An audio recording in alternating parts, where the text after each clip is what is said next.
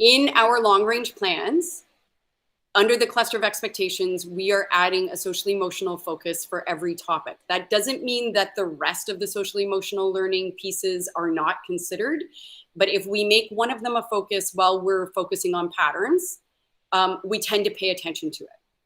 So our focus for patterning is the second mathematic or social emotional learning, which is recognize sources of stress and cope with challenges. I included here a picture of the chart from the curriculum document, only because I want to point out that what we used to consider process expectations, this middle column here, is now just mathematical processes. So this is more about the how are we giving students an opportunity to think about their social emotional learning skills. And then the third column is so that they can do these things well. So we're having students pay attention to their social emotional learning skills through the process, the mathematical processes. So we're creating lessons that are providing them with opportunities to play with all of these processes so that in the end, they can do all of these things in column 3 and identify as a positive mathematician and move into secondary feeling quite confident and able to ask questions when they feel they need to ask questions. There's also a link, and we will be sharing this slide deck. It'll be posted in the long range plans here about the ministry memo on evaluation of SEL. We have included in our developmental tracking sheet a tracking tab for social emotional learning. However, we are not to be evaluating and reporting on social emotional learning. And that's due to the potential that there could be some educator bias that may negatively affect that evaluation. So it does, however, and you can read this in the memo, it does remain an expectation that the instruction of the social emotional learning skills will continue. So when we're asking you to track it, we're more asking you to give opportunities for students to assess themselves in these areas. And you're kind of tracking how the students are feeling they're doing. Or if you're noticing that a student is breaking down quite often in math class, you want to track that because that's a bit of a red flag. And you want to have conversations with other teachers to find out if it's happening in other classes. You want to have conversations with that student to see if it's math-based or if something is just going on in that student's life. So that's the purpose of this very handy tracking sheet that we've created for you.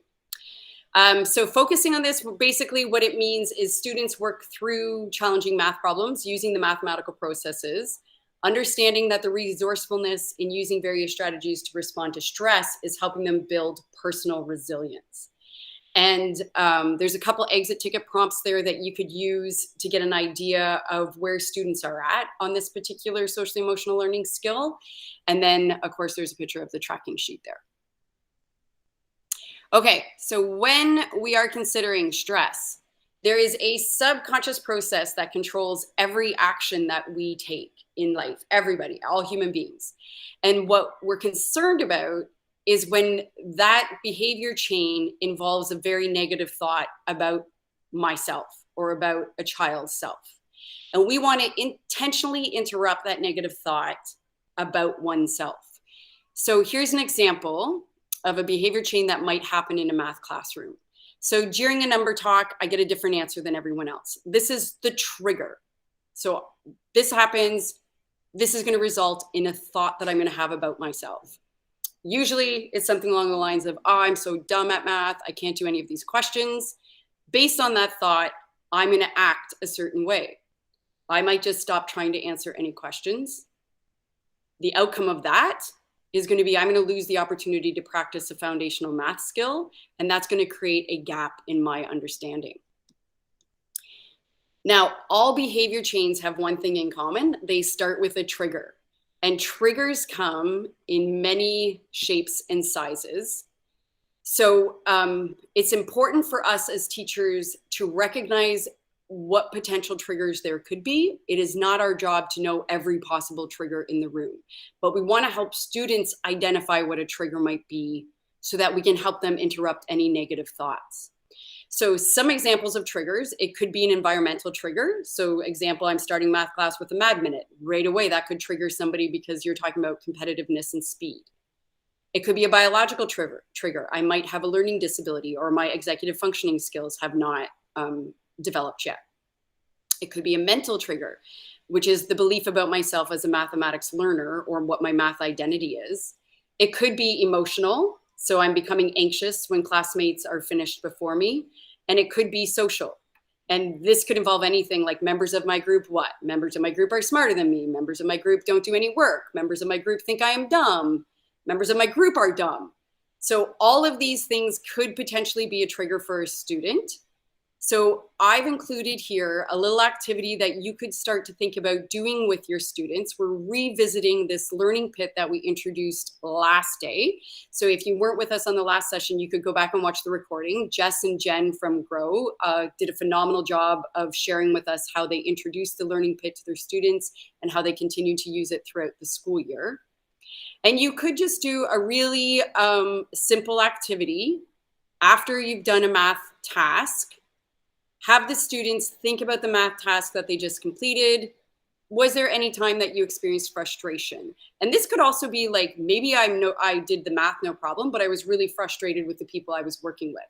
That's also a trigger that we need to acknowledge and work on.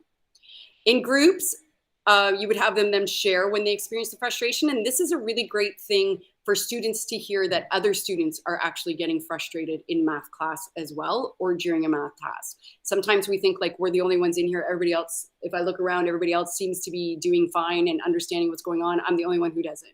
So it's nice for them to be able to hear what other students are thinking as well.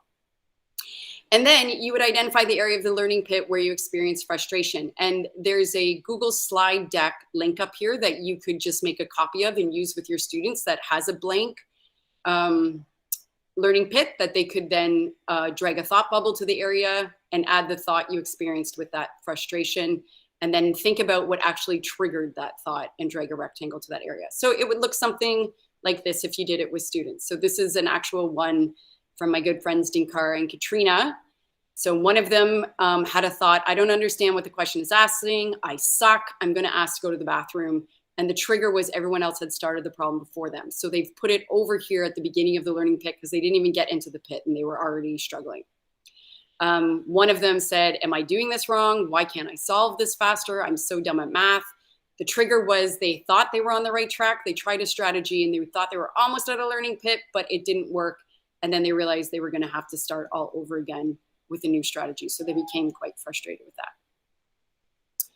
that. So these negative thoughts that happen all derive from some really long held beliefs. So another great thing that you can do in your classroom is build time like once a week or every day, whatever makes sense for your structure, to debunk some of the more common myths that we know plague the learning environment. So you can easily, this is using Pear Deck. You don't have to use Pear Deck. You could just write it on the board and have students stand on either side of the room or whatever makes sense to you, raise their hand, put their head down, whatever. Take some of those really common myths, like making mistakes is a valuable part of learning math, and see what their interpretation of that is. And then have a good discussion about that. What does that mean? Why do some people think this is false? Why do some people think it's true? What is making mistakes? So there's one. Another one might be the faster you can do math, the smarter you are. You wouldn't do these all in one day. You would spread them out, but you're debunking the myths that are creating these negative beliefs about the students. Okay, and if you do some of that work through patterning, you might start to see a change in that behavior chain. So here was our original behavior chain. This poor person just stopped trying altogether. We might have this same trigger. So now I'm doing a number talk. I get a different answer than everyone else. But let's see if I can change that thinking pattern now knowing more about math myth. It's okay that I didn't get the same answer. I must be in the learning pit. I'm going to make connections to how other students solved it so I can understand a different way. And we know students think exactly like this. This is the exact wording that they would use as they're reflecting on the fact they didn't get the same answer as everyone else. But they might just answer the next question using a new strategy, which in the end builds confidence in their mathematical abilities and starts to develop a toolbox of strategies. So they haven't given up. One other thing, this was the midpoint check-in that I talked about earlier when we were talking about executive functioning, is find a way at least once, if not twice, during the math lesson to build in like some little check-ins. So this again is using a Pear Deck. So if you're distance learning, these are great. You can just in real time put one of these in your slide deck if you didn't already have it, and just get students to gauge where they're feeling right now. You can think of different ways to do that in the classroom. You can have them put their thumb up, the thumb to the side, thumb down. You're trying to make it as anonymous as possible so you're getting a good response. But what you also then need to consider is if you do this mid-lesson check-in, how are you going to respond?